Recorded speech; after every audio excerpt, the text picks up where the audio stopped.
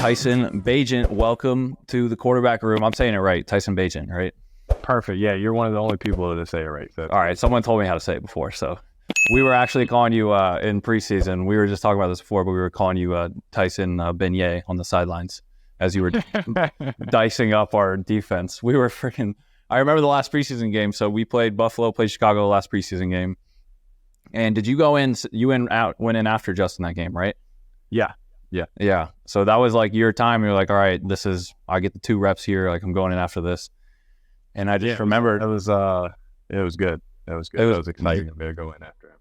Oh, it was sweet. And I remembered because I went in right after Josh that game, but I was telling you before I was assuming Josh was going to play the whole first half.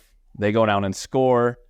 Now I'm playing from minute 7 of the first quarter on to the rest of the game when I didn't really think I was going to. And then I'm like, all right, let's just like get a little touchdown, get a little nice lead. Let's get out here. And then Tyson Beignet just comes and dices our defense. I'm like, Beignet. That's funny. I've never got that one before. That's good. I like that. Who the fuck is this guy, man? Like, relax, bro. Like, it was preseason. You were balling out. But I think what's so awesome about you, and I really want to just dive into this and just dissect your story, because I think there's probably a lot that people know and there's probably a lot that people don't know about you. But I think your story is super relatable in the NFL today.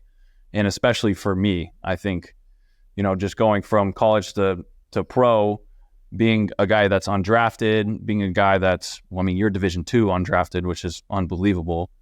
And then going into a locker room where, you're kind of the 3rd or 4th guy, you don't know what's going to happen to you. You're probably not getting a lot of preseason time until the end. I just think that your story is crazy, and I think it's relatable to a lot of guys in the league. And I think because you play quarterback, it gets expounded, and because you've been playing, but there's tons of guys like us in the league, right? And so I want to start not really from the beginning, but right after college, right? So we have all your stats on here. We did like little pre-production. You basically hold every record in college football, right? You threw for 9 million touchdowns, 100,000 yards. It's unbelievable, right?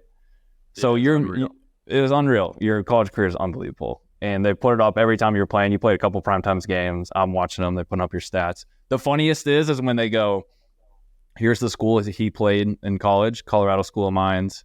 You could probably name them better than me, but that always sticks with me. And then it's like Chicago Bears, Carolina Panthers. I did. Me and my dad did like that. I thought that was funny as well. It's just unbelievable. It's like a guy playing 8-man football in high school and then getting a scholarship to Alabama and going and playing Alabama. It's like this same type of vibe, you know what I mean? It's like, exactly. You're just like, holy shit. But so you have all those records in college, right? Mm-hmm. And then your time's up in college, you're going to the NFL, and you deserve to have the confidence to think you're going to make it in the NFL for sure. But I'm just wondering, what is your mindset coming out of college with all those records, but knowing you're a Division II guy and knowing you got still a really uphill battle to climb? Yeah, I think that's pretty much exactly how me and my pops we're talking about it. Like straight up uphill battle. Yeah. To the maximum of extent. Like, if for this thing to work out, you have to, so many things had to go right, and I had, so much work had to go into it. But I think I was able to have a good enough junior year, even at the Division II level, that I gained some interest from some agents. So I was going basically through that my whole senior year of college.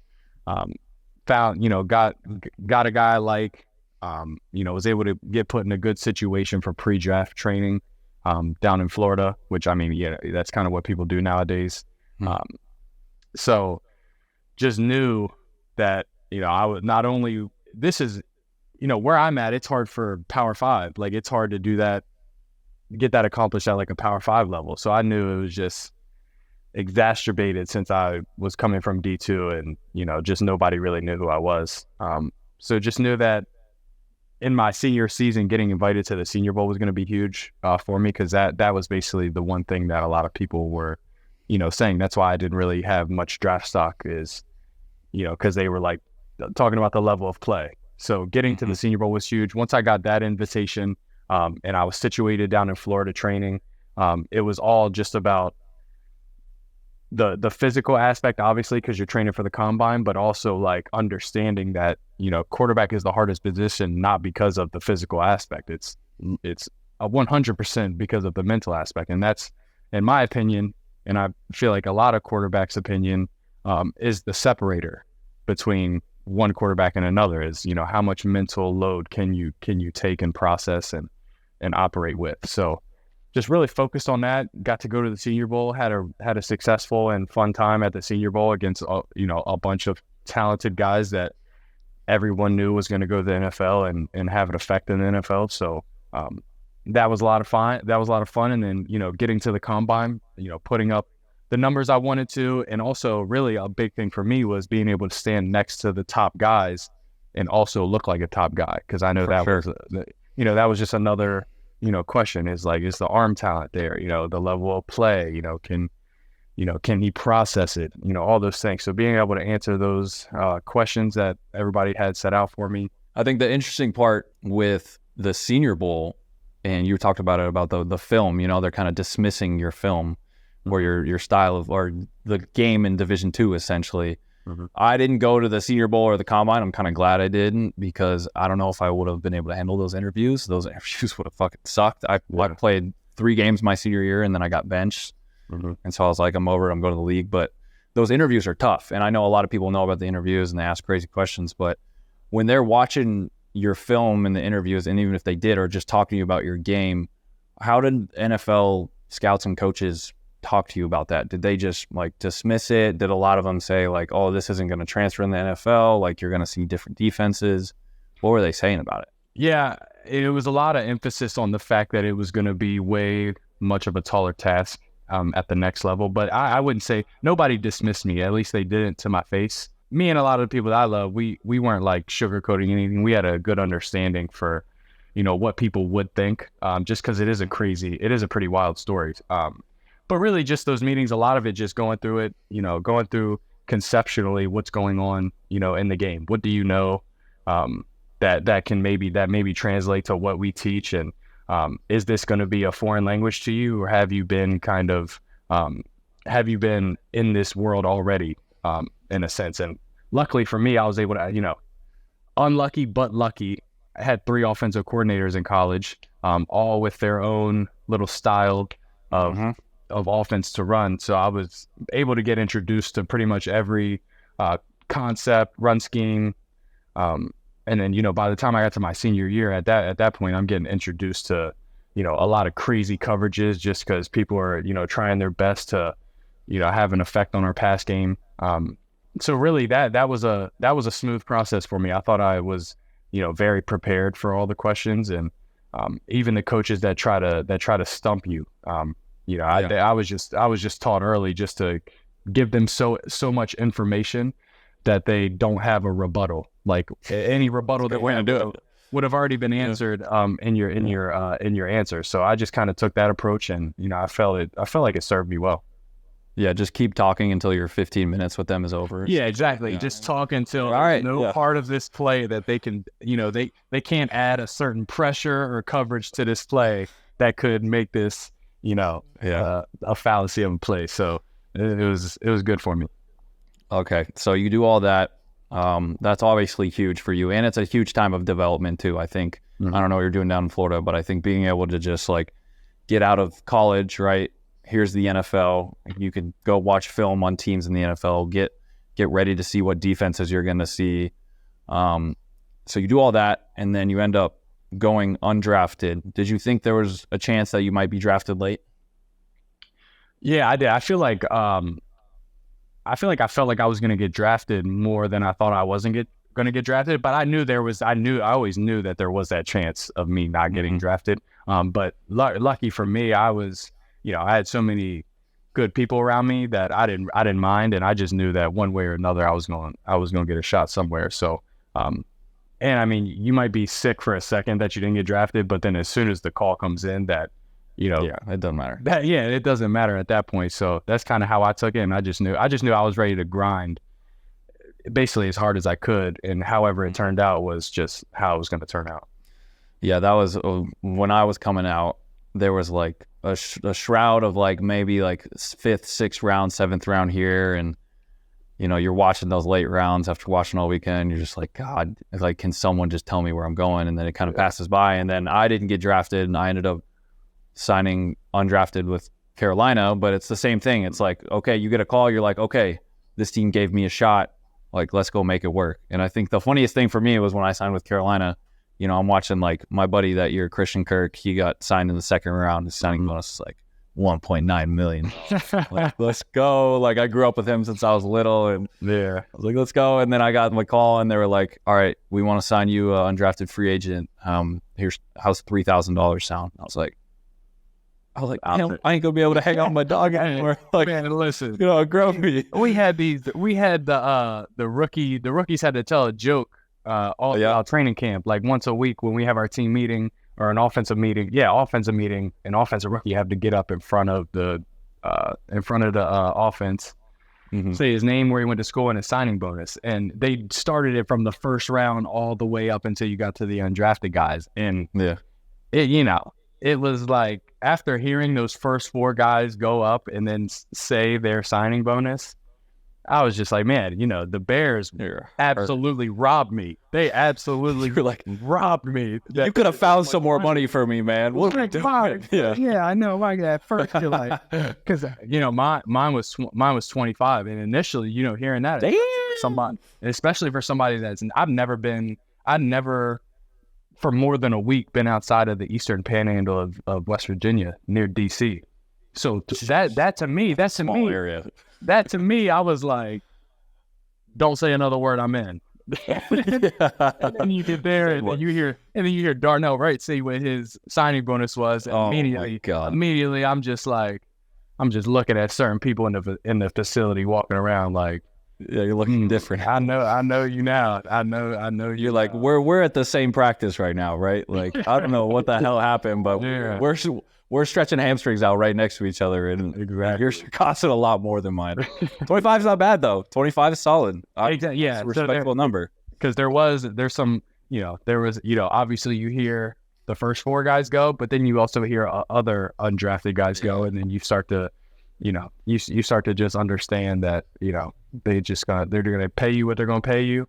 They might not even really have a rhyme or a reason, but you know, everybody's got the same opportunity. Yeah, the game check hits a lot better. I had the OC that signed me as a undrafted free agent. 4 years later, he comes to me and he goes, hey, I got a funny story for you. So, you know, when I signed you undrafted, they were like, hey, there's these 2 quarterbacks. Like, you pick which one you want. Like, you got $5,000. That's like the last thing they had in their undrafted pool to give out. And they were like, we just need a 4th quarterback. So go find somebody. So he was like, cool. And then he called me and he offered me my agent $3,000. And my agent was like, yeah, we need a team. Like, no one else is calling. Like, let's go there.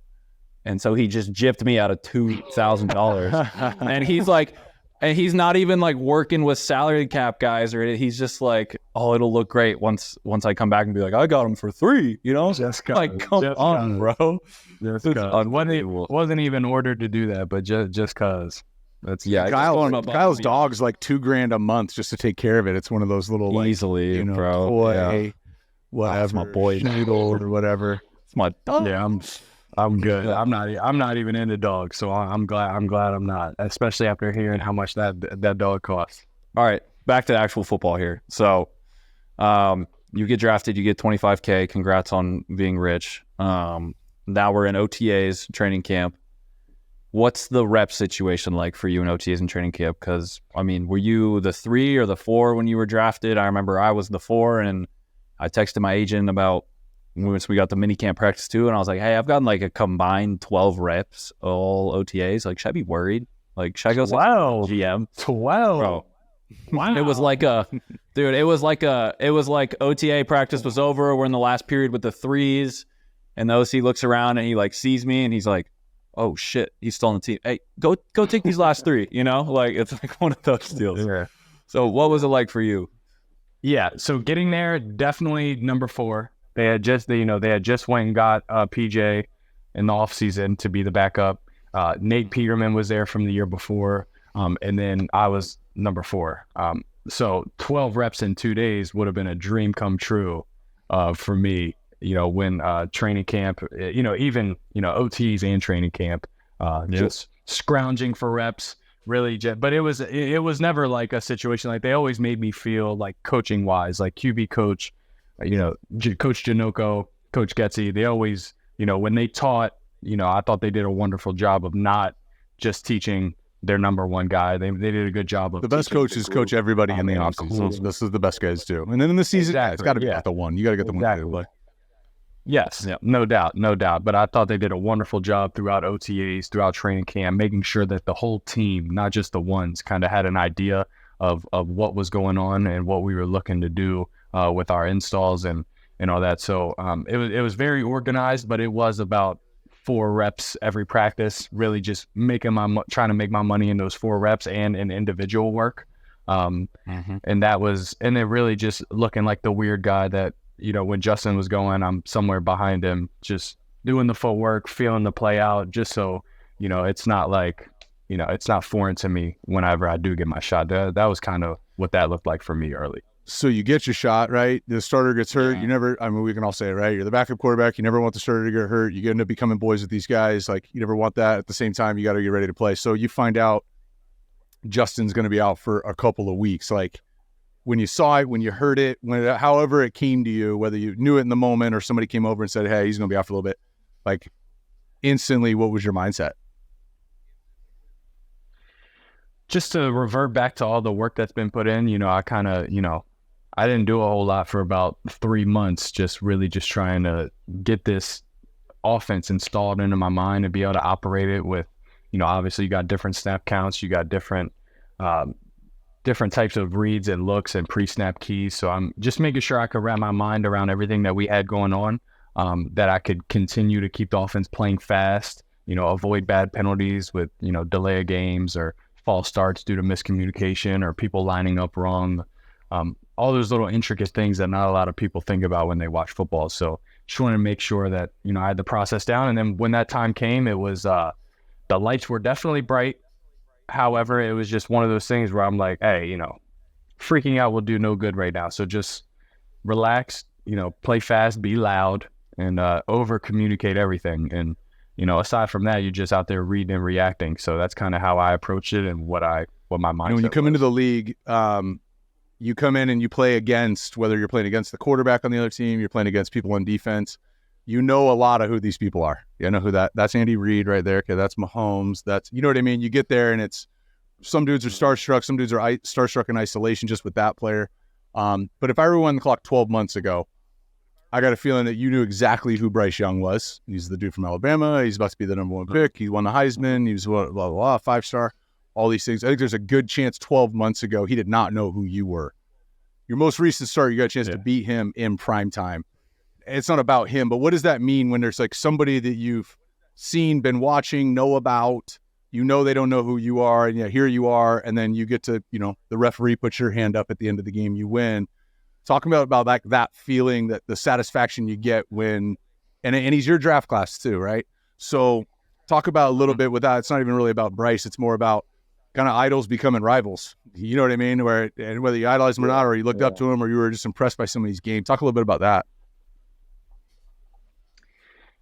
Oh, I think it was definitely, a feeling of just really, this whole thing really, aside from Bryce Young, I have a whole lot of respect for him and, doing what he did in Alabama and being able to handle, I feel like it, I don't know, but I feel like it's probably tough to handle that, balance that spotlight of being the number 1 pick in the draft and what your expectations are, in that sort of sense. But, it is really good to know that all the work that you were putting in, really having no clue if it was going to work out, have it work out and have it work out in a big way. And just the things that have happened in my life in the past 6 months are pretty unreal. And, I'm constantly pinching myself every day. So, I definitely knew who Bryce Young was a year ago. And leading up to this game, I was cognizant of the fact that, we talked about signing bonuses at the beginning of this thing. They paid this dude a lot of money,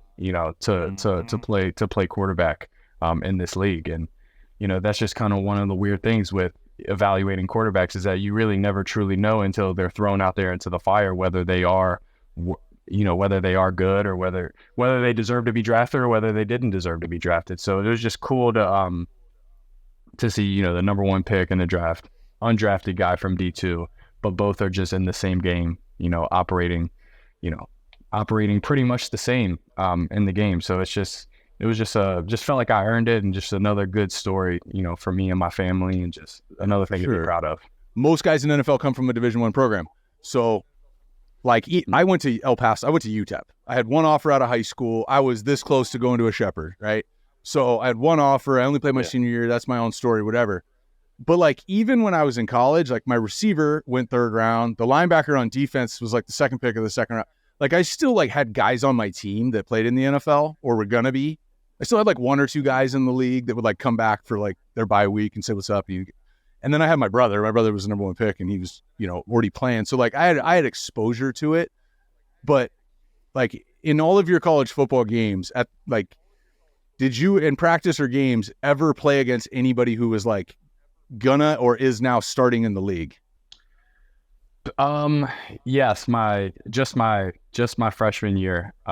We just played him. Oh, why can I not think of his name? The D tackle for the Lions. So that proves my point right there. You kind of remember a guy from your freshman year, but you just the one guy. So you played against one guy. And by the way, I don't know that guy. I don't know who that is. You know what I mean? Number whatever from the Lions. Kinski. Yeah, he's a starting D tackle. Bad dude. But yeah, I did play him my freshman year, but that is right. It. And so the gap to go from D1 playing the gap to go from SEC to the NFL is big. You know what I mean? To go from Pac-12 to Big Ten to the NFL is big. And I think what Kyle and I, why we were so fired up to talk to you and we're so impressed with what you did, like a lot of people, I mean, Kyle balled out. I don't know if you know his whole story, but I mean, it's P squad bouncing around, drives back home to Arizona, drives back, boom, drops 300 yards and 3 touchdowns in his first start, week 17 versus number 1 seed New Orleans Saints. Something similar, but I don't know. He was at A&M. He was throwing to Christian Kirk. That guy's top 10 wideouts in the league. You know what I mean? He'd been around it. And I still played against a bunch of guys. Like, I think what we're so impressed with is like, none of it prepares you outside of like 11 guys on offense, 11 guys on defense, and the referees wear the same uniforms. Like, there's just really not much carryover. What was, if you had to pick one thing, what was the most surprising difference in playing an NFL game versus the game you played before that? Just all the details and just how in depth all the play calling is, and the formations and motion landmarks and just all the intricate things. You just, you wouldn't, at least until I got here, you just really didn't understand how important all those things were. Give me a Sheperd play call real quick before we go too crazy. It was similar, but not as wordy. Like, our run game is pretty insane. So that's the big deal. But a play would have been like an easy play would have probably just been Dallas right, 400 Vegas. But that's just 2x2 jet protection, 4 verts. Like, that's like, it doesn't see it, but we make it complicated in the NFL for no reason too. You know what I mean? It gets pretty nasty. It gets for no reason, right? Oh, I know. And you're looking up at the play clock at 15 seconds. Like, okay, can we fucking go? Like, that was I feel like that was a pressure point for me too. Like, once I got the starting job, especially after,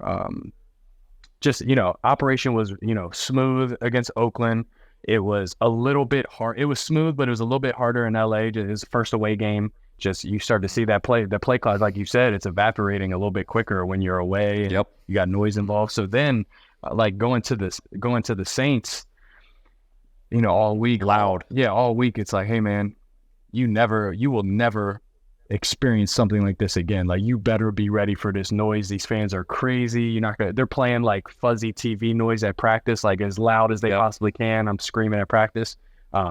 So like the pressure point of like getting the guys rallied in the huddle, like, get into the huddle immediately so I can say this play so that we can get to the line. Cause I want to snap the ball with like 8 seconds left. I don't want to snap the ball 2-1 and I got to hurry up and go on the turbo or something like that. You want to get to the line and see the defense too. You want to give yourself a chance to take a breath before the play. No doubt. Yeah. Especially, we're one of the top motioning teams in the league. So every play, it's without a doubt, there's going to be one or two motions. So the Saints game, it's loud. I'm running a little bit more than usual. You ran a lot that game. I'm screaming the play at the top of my lungs to dudes that are 2 feet in front of me just so they can hear it. And, I remember it was back-to-back runs. One of the runs I kind of like bruised up my quad, so I'm feeling that. And I just had another long run, and I'm like gassed, right? Because it's like in between plays when you're supposed to catch your breath, I'm screaming the play. Yeah. So I get down tired, and Coach gets it. He's like, "All right, buddy, here's what we got. We got bin left tight X home, bin left tight F home, fake taxi Larry F strain Y show can 19 taxi," and I'm like, oh my gosh, I'm like, get in here, here we go, and he just so it's so like you just realize how much and like have a respect for the game. Like now when I'm watching a game and like say there's another young guy that's in the game, and even just seeing him operate, get to the line of scrimmage, and just even hand the ball off. Like so much that had to go into even getting to that point. You just have a general respect for what that person's able to. And the other big difference. Yeah, people see a handoff, right? People see a handoff at the line of scrimmage. All right. They see you line up, but they don't see like, hey, if it's a underfront here, we got to check it to this run, right? But also if it's strong safety down to that side, we got to run away from him to check it, right? Yeah. And I remember like our run game is kind of heavy like that here too, and I had to go in against, I forgot who it was, but Josh got hurt his shoulder, or no, they tapped him because he hit his head on the ground pretty hard. So they like had to check him with the concussion protocol guys. Mm-hmm. And they go in and he gives me like our longest run play call of the week. It's like Y shift to triple right, this, that, like exactly what you just said, right? Yeah. And so I'm looking around and I shift them, and then I'm like, okay, we're good. And then I hand it off and I'm like, wait, fuck. There's a kill on this play. Damn it. And I totally whiffed the kill, and I'm like 2 plays, and I'm like, I already fucked up one. There's just way too much that goes on with, like, it's like you said, even a handoff. Because we make it hard on ourselves. I remember at the beginning, like, of learning this offense and getting the installs in, like,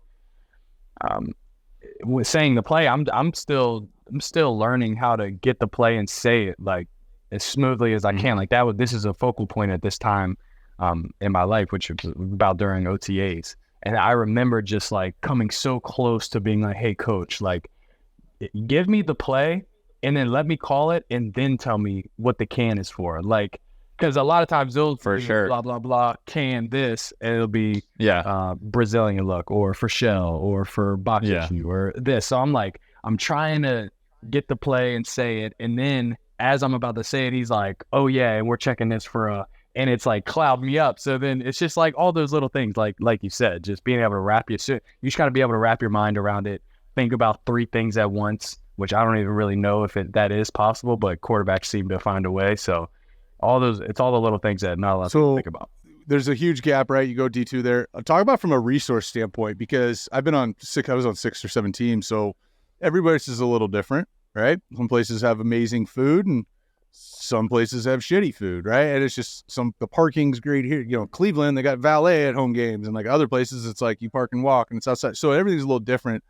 But the resources between that you had between D2 Sheperd and the Chicago Bears, like just from a nutrition, from physical therapy to all of that, coaching, clickers, all of it. Just talk through like a little bit of the gap that you've experienced. It's kind of went from like being homeless to a penthouse, right? But like, what's the difference that you notice in resources?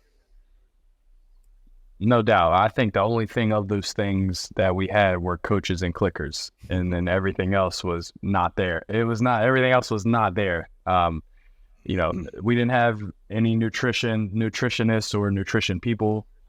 We had 2 trainers that went with every sport in the school. We didn't have cold tubs. We didn't have hot tubs. Yeah, give me some good like dirty Sheperd stories. Like, we read somewhere that someone dammed up like a cold river for you guys. Oh yeah. Someone Your boy. It was you. Oh, your boy. Just a part-time beaver. Yeah, in the river, baby. So that was like, gnawing on logs. so yeah, we didn't have any cold tubs. And after you're in camp in August, and the only thing anybody ever wants to do after a hard practice during camp is take a ice bath. So yeah. A good buddy of mine that actually lives close to Sheperd, he started doing cold water exposure like year round in the stream that ran through Shepherdstown. So I started doing it with him, realized I like it a lot.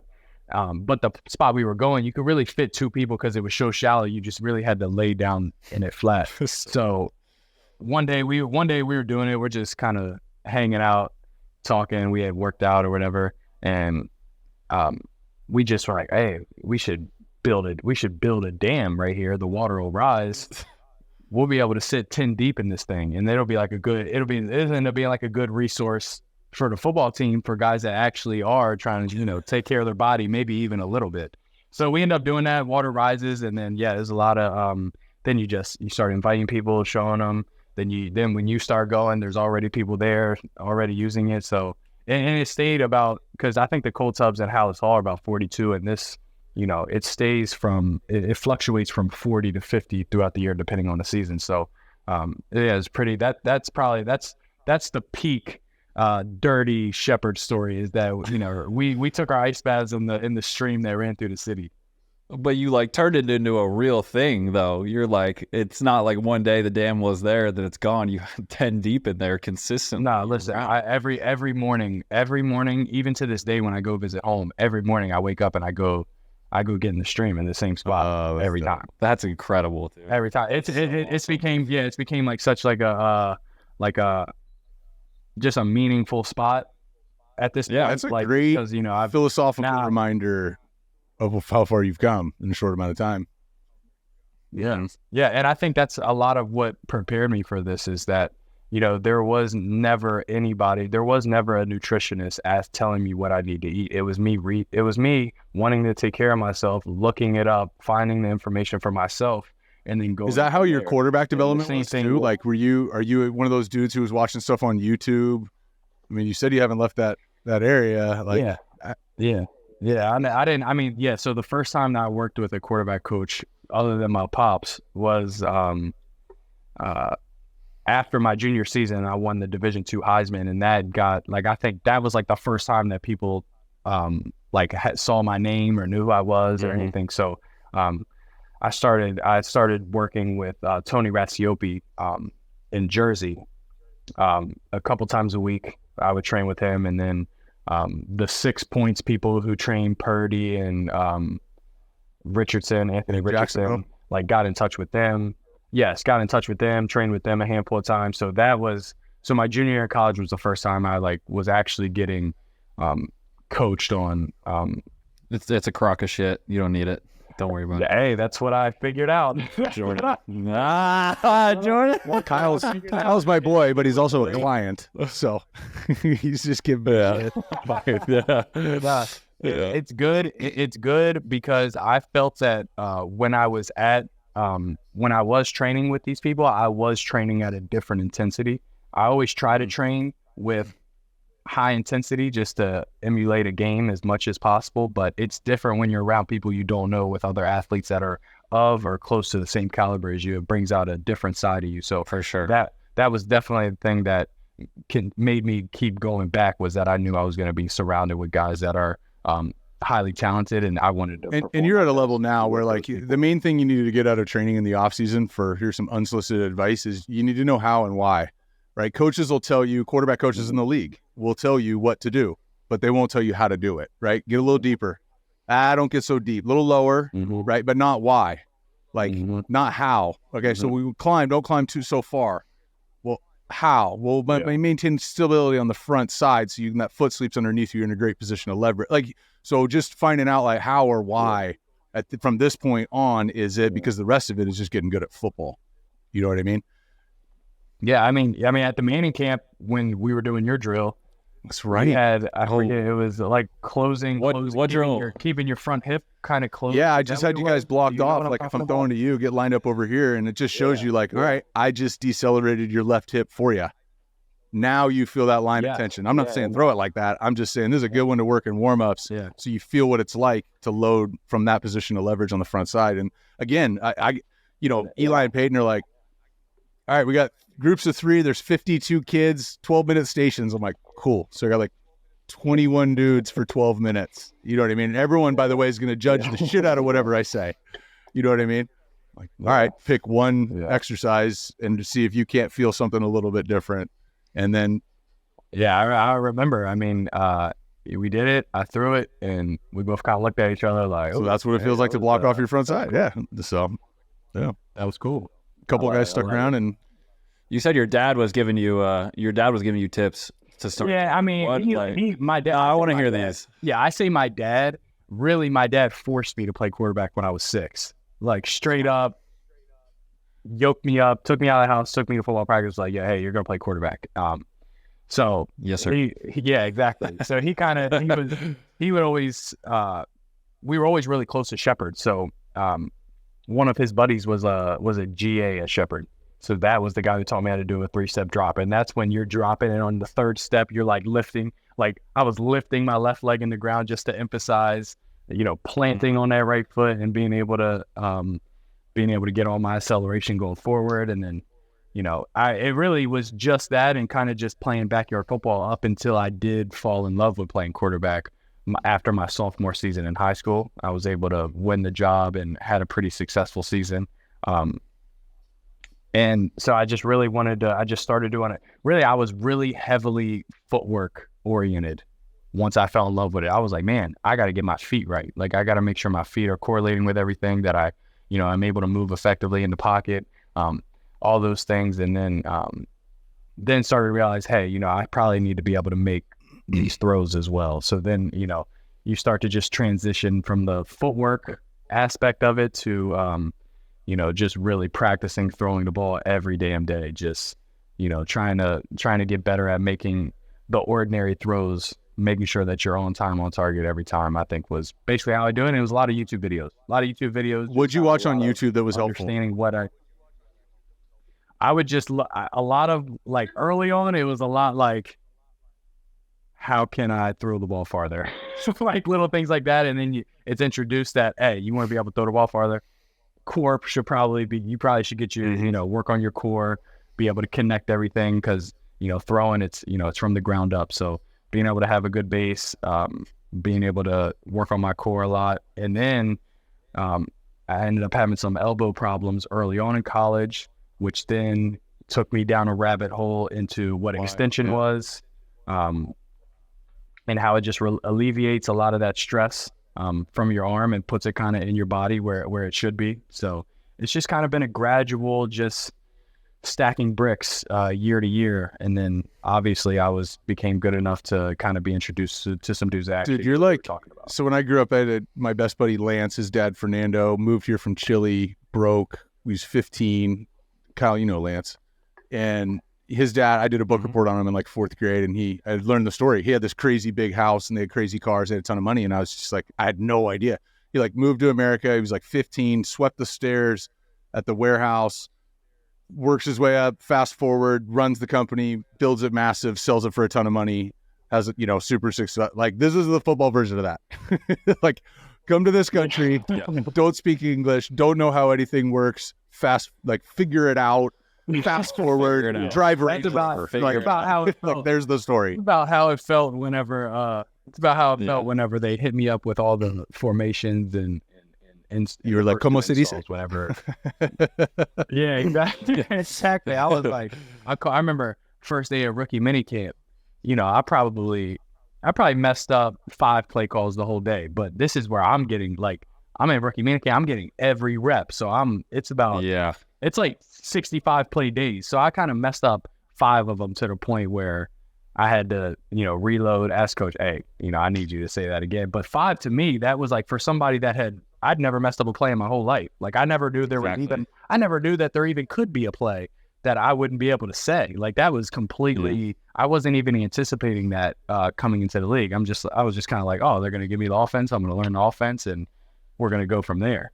But so that, that was an eye opener for me. And I just called my dad. I was like, hey man, listen, I'm going to try, you already know this. I'm going to try as hard as I possibly can. But man, I'm telling you, if this thing goes south, it is not because I'm not good at football. It's because these play calls are too damn long, man.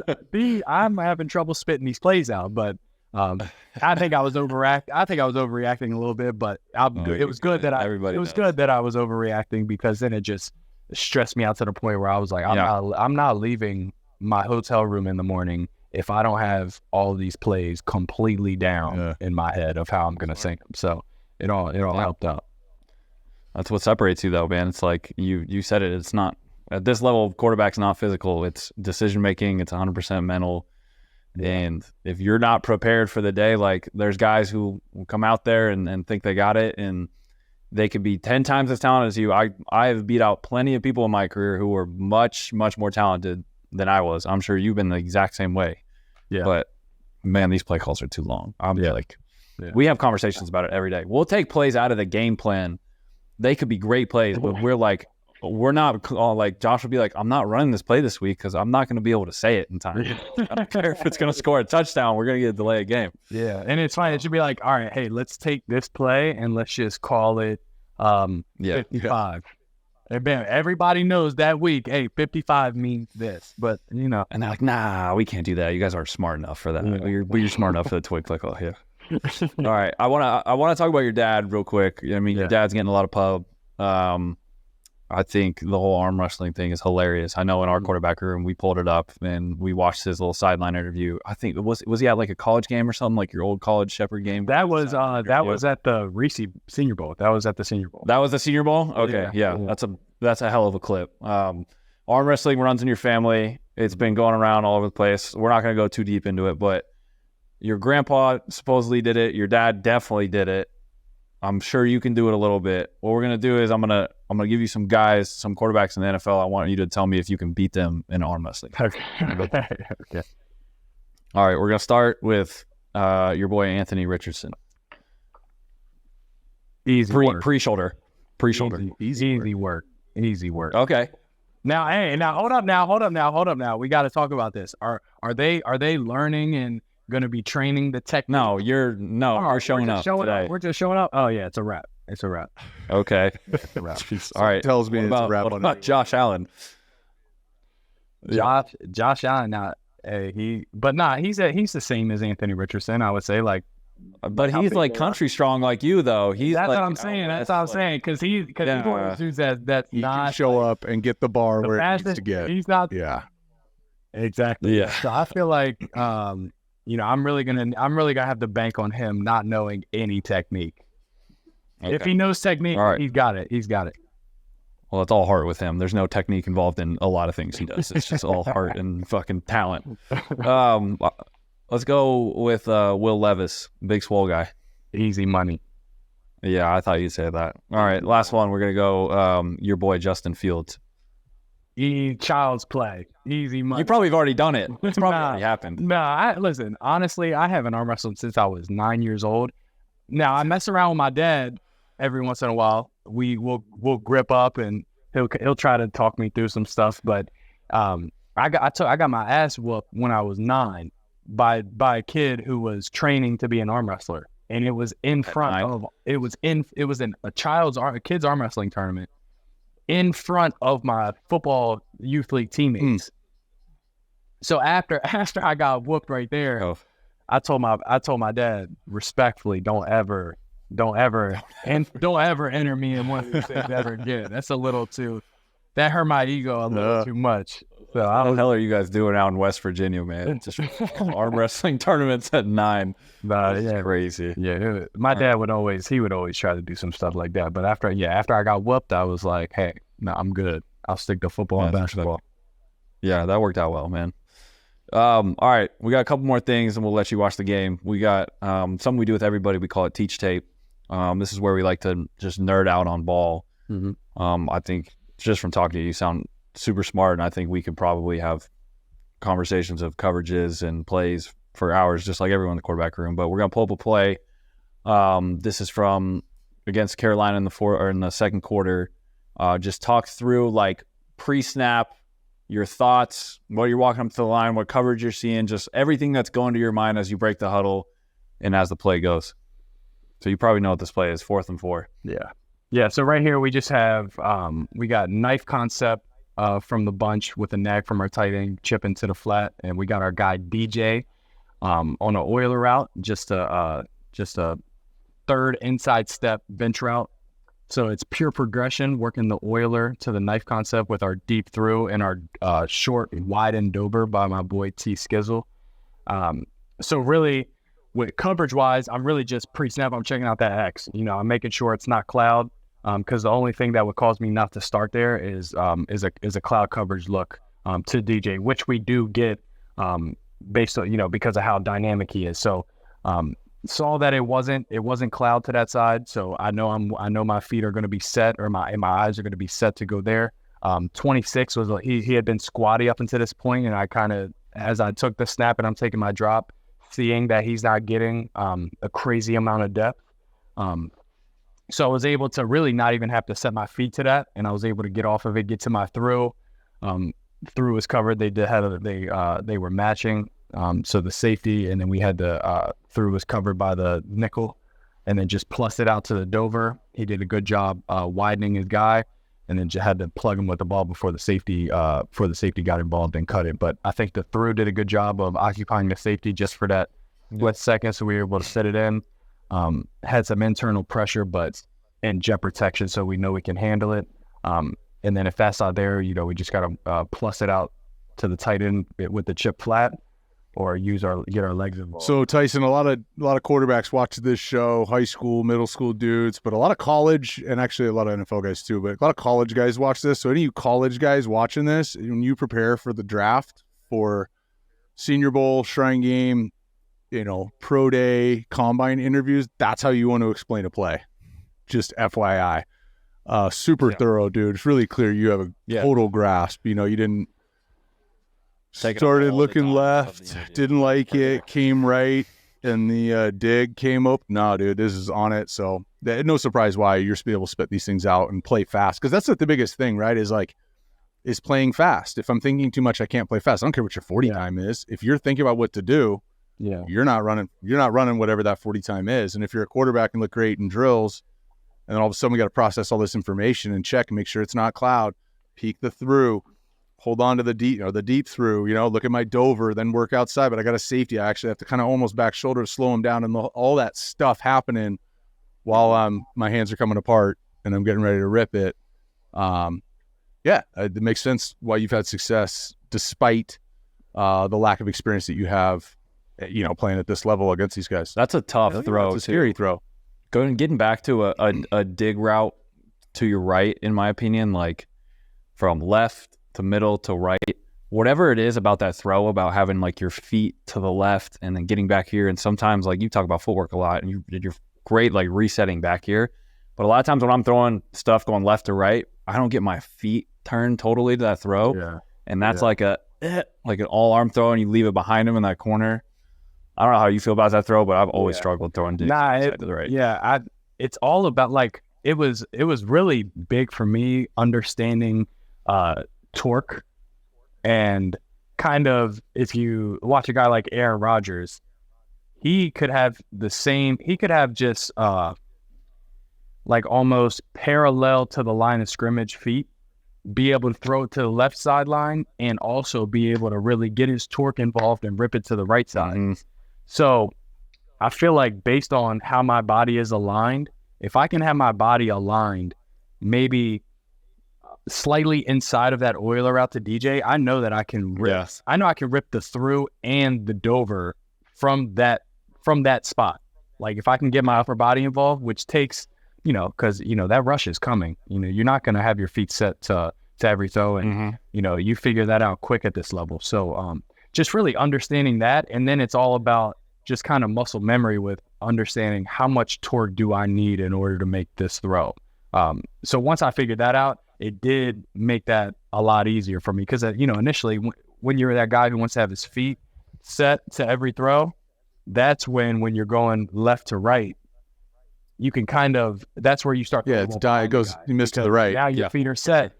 Yeah. Exactly. Yeah. So just understanding where my feet are aligned and how much torque needs to be involved with each throw. Now, if that's a 50-yard post instead of that Dover route, I'm probably not going to have, my feet parallel to the line of scrimmage at all. I'm probably going to try to get as much as I can into that one. But, when you have a concept called that that you're comfortable with using your torque to make any throw that's needed in that concept, that's kind of a way I like to think about it. I mean, as a QB coach, I say I'm in the leverage and tension business. How are we using our feet? And you talk about a base, wide base. He's too wide. He's not wide enough. No. How am I using the connection to the ground to create leverage to be able to load specific lines of tension? So when you talk about like Aaron Rodgers creating torque, another way to say that is he's got so much stability from his waist down that left hip, the line from the left hip all the way really through the right shoulder, really out the fingertip, that line of tension is able to load whether I'm throwing it that way, whether I'm throwing it this way, or I'm standard throwing it where I'm aiming. And so that part of a lot of people's games has evolved, and a lot of guys that I work with, the Burrows of the world, and Josh has done a great job of it too, of off that RPO, whether it's a token fake, even if I'm just kicking a screen out to the right or a flat route out to the right, pig route, whatever it is, like not needing to get turned, perpendicular to my target, step and throw, but also not leaning and side arming it. And that's like shooting a fadeaway free throw. You know what I mean? Like, yeah, you might make a couple of them, but it's a free throw. Where are you fading away? And it's not needed. Yeah, but if I can actually maintain that base, again, the base is just the token word that everybody uses, right? The coverall, but like, no, this is about leverage and tension. And if I'm in control of those two things and build my body accordingly, then the byproduct is my hand comes through the exact same way that I want. That same arm slot, whatever these terms people want to use. Well, that happens anyways. Or I change that arm slot, but I'm not changing the leverage and the tension. And that allows for the extension and all that. And so I think that's the evolution of guys' game is they go, all right, how do I say the play? Cool. All right, how do I execute the play? All right, then you get into like your first off season or your second off season. You know what I mean? You got reps under your belt. Okay, I get it. I'm not everything's new. Especially like, if everything stays the same and you don't have to learn a new offense next year. You know what I mean? You get to just run it the second year. Well, you got all this time that you did spend learning the offense. Now you can play around with, what if I actually don't get my feet set and I rip that and I just go RPOs and this is the only way that I throw hot or the only way that I throw that inside look. And I think that's the evolution of young professional players' games. And there's definitely college guys that are doing NFL stuff right now, but I think that's the evolution, but it's really just the leverage and tension business. That's the business that you're in. If you want to get good at golf, it'll be the same metric of that. You want to get good at some of these other sports, off-season stuff. It's the same. It's really the same program. Now, all right. So the video of Dak that went viral pregame, right? What do you call that? Like the hip drop? What do you call watch? What happened is that video came out. Right. No, because this is the thing is, that's hater. That's guru hater. No, I'll explain it. Right there, I'll explain it because every kid watches that, and I watch him do that. But like, who taught him that? That's a good thing to teach him, and that's helpful for Dak. And those guys do a great job. Those are good buddies of mine. They do a great job doing it. Problem with it, and it's not Dak's fault. Somebody videoed him, and then they put it, and it went viral. It's not like Dak posted that on his social. There's no context for how that rotation is created. And so a kid could look at that, try and copy that. It's like watching Aaron Rodgers. When a kid goes, I've been studying Aaron Rodgers. Don't throw it like Aaron. He has built his body over 20 plus years to be able to do that. That's not a watch it and then do it. Right. So the Dak dance, kids are just throwing their hips over there, but it's reality. It's not open up my hips or swing them open. I think what has to happen, it's like, these are my hips. It's like a football. I don't want to, if I'm throwing like this, I don't want to rotate my hips. I want my back hip to push this left hip open. This creates a fulcrum, and I'm pushing the right hip while I'm pulling the left hip back. That's the rotation. So if you or if you're a kid and you watch the Dak dance and you go in your backyard and you do that, there's just no way you're going to do it efficiently, correctly, and understand how that movement is created. Yeah. Movement is created by putting force in the ground to create leverage, to get my hips going in the direction I want them to go. Whether that's to turn them, move them, or stop them. Because it's almost because it's almost, if you're aligned to a dagger, if you're aligned to the 20-yard dagger, right, and your feet are aligned to it, that not to that exact extent, but that motion you do need, if your feet are set to it, that motion happens so that you can generate. Or they don't rotate at all. To They don't rotate at all. They're just completely stable and that line of tension's loaded. Josh Allen had one the other day, threw it last night. Yesterday. He had the long one to Shakir, right? So he hits a seam. Sauce Gardner's, I mean, Kyle, you tell us what the play is. It was a seam, but he's the fold over defender. Yeah, it's similar to your play. It's 3 buzz weak out of empty. You start with your option route to the left, right? The buzz is to that side. He's got his crosser. They double the option, so you got the crosser. Free safety takes the crosser, so he's got his number 2 on a seam. Fold over corner tries to get there for the seam, right? But it's the same footwork, right? You're starting left to right. And so what Josh did not do is go 1 hitch to this, 2 hitch to the seam. Like, he was kind of lined up to throw the choice route, the option route, and gets his eyes over here and from this position, and it was like kind of flat footed, but he, it's a piss missile and it's 28 yards in the air. Where a single high seam with a fold over corner is completed, and the guy breaks a couple tackles and it's like a 70-yard touchdown. But it's the same thing. What Josh did not do is get everything lined up at his target, step into it, open up the front hip, all that. He just, from this position, I bet if you slow it down, his upper body moves, but I don't think his lower body, I don't think his hips rotated at all. If it is, it was super subtle. Yeah. And it was a piss missile strike, and strike up the band. And so that happens a lot. And like, for Josh, there's some freaks out there. Josh can be in a terrible position and put the ball exactly where he's aiming, right? And we can all do that every now and then. Some guys can do that more often.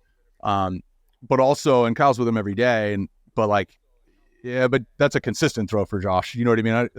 Not everybody has to get completely lined up. His mechanics, because the sequencing of his hips is so dialed that he can change the arm angle, or he can change whether he's lined up or not.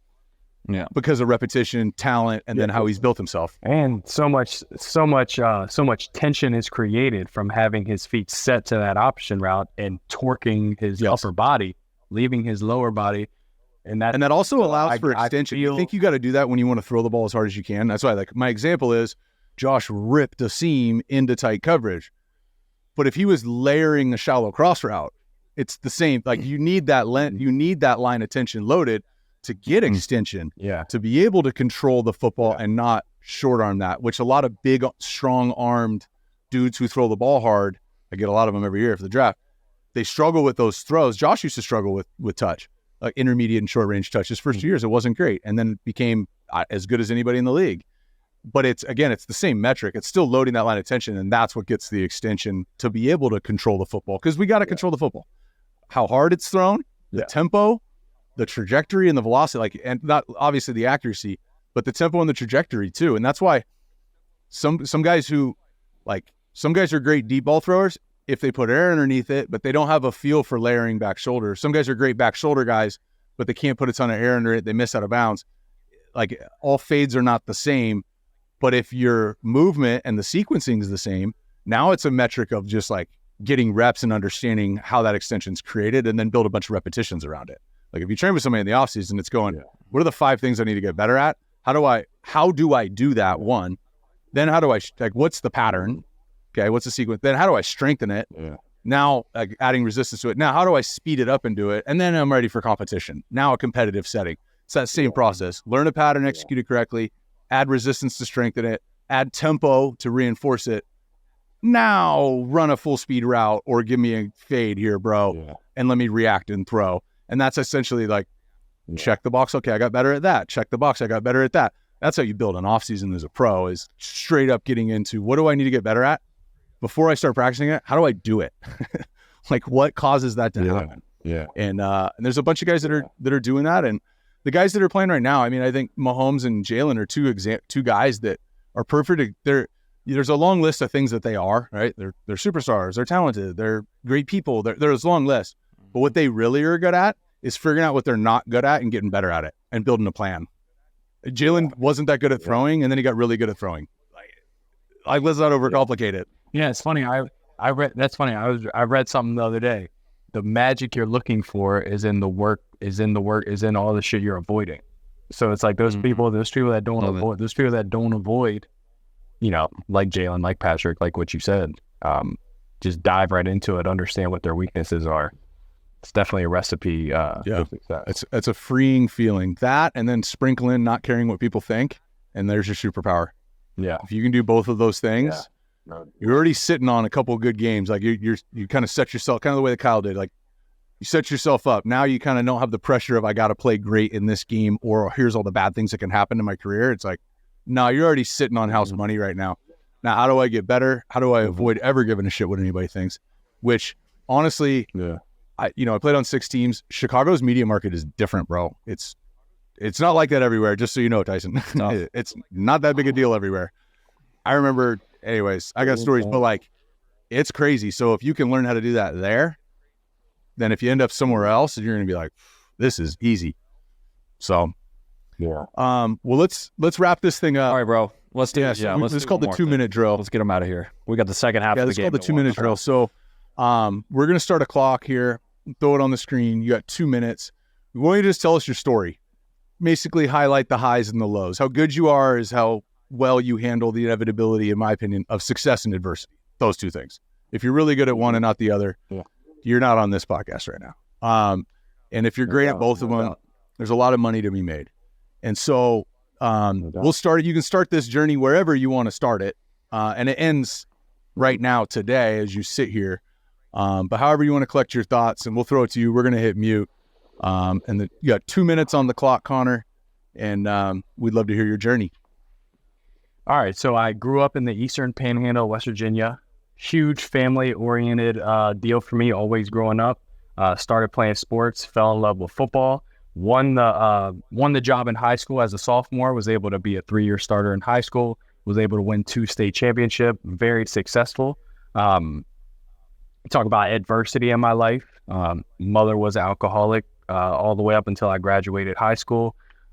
So dealt with that a little bit, her not being around as much while I was playing. Didn't get any really of the offers that I felt I deserved after being so successful and being a very instrumental player on our team. Ended up signing with Sheperd University because the quarterback that was there before me got a shot with the Redskins at the time, Connor Jessup, and I knew that if I went there, did what I was supposed to do, that I would get my chance. They threw the ball 30 times a game. Every game was packed out, so it was easy choice for me. Got there, won the job my 3rd week at camp my freshman year, and from then on, started all 4 years of my college career. Had a lot of success, a shit ton of touchdowns, a lot of yards, a lot of winning games, and it was a lot of fun. Then the NFL came upon me. I had always been a dream of mine, but I was successful enough in college that it was a reachable dream. So went down to Florida. It was my first time leaving home. And then this whole thing has been, pretty uncomfortable for me socially, just because I haven't not been near my family for this long, really, in my whole life ever. So adjusted to that in Florida, and then trained, had a good Senior Bowl combine, got a shot with the Bears. And from then on, I just been pushing, grinding, chopping wood, carrying water, trying to make this thing a reality. And it's been nothing but a blessing so far. Go crazy. Connor. Oh, goosebumps. Let's go. You're a Disney movie, bro. All you need is a Super Bowl. Oh, this was it's from West Virginia. No way it's Disney. That's right. Yeah, let that. I don't want not Disney over there. That's the 2nd or 3rd joke you made about West Virginia. I'm just saying, bro. I'm not from that part of West Virginia. I'm from DC. I don't know what Eastern Panhandle is, but that's all right. So look, if this is West Virginia, I'm right. Yeah. I'm right. All right, cool. Not the first time you said that. Well, dude, thank you so much for carving out some time. We got a soft spot in our hearts for fighters who had to create their own path, man. We both had to do it. And it's every journey's different. Every time we do the 2-minute drill, it's a little bit different. This one's memorable. And we appreciate you carving out some time for us, man. And also just, this is super inspirational, right? You don't have to be playing football to see this and be like, man, I think I can do that thing I thought about doing. But you're right smack dab in the middle of it. And again, based off your breakdown of your play and based off of I've watched every one of your snaps. I broke you down on game tape. You're going to play this game for a long time. and you're going to be moving out of that one bedroom at some point. And so we're fired up that young Tyson Bagent, back when he was a rookie, became a roomie on the QB room. So we appreciate you joining us, man. We'll be big fans, and I'm sure we'll cross paths in the offseason. Yes, sir. I appreciate you guys having me on. It's a lot of fun. Seriously, Thank you guys. Yeah, man. When you build that big mansion in about 10 years, make sure to put a nice cold stream in the back. Negotiate the water rights. Right. We'll We'll graduate from the stream at that point. We'll graduate from it. Yeah, you can't forget your roots though, man. Come on, dude. I appreciate it, man. Hopefully we cross paths again, dude. Good luck the rest of the year. Stay ready as always. You know how it is as backup quarterback now, man. Yes, sir. Just like that. All But right. appreciate Thanks, you guys.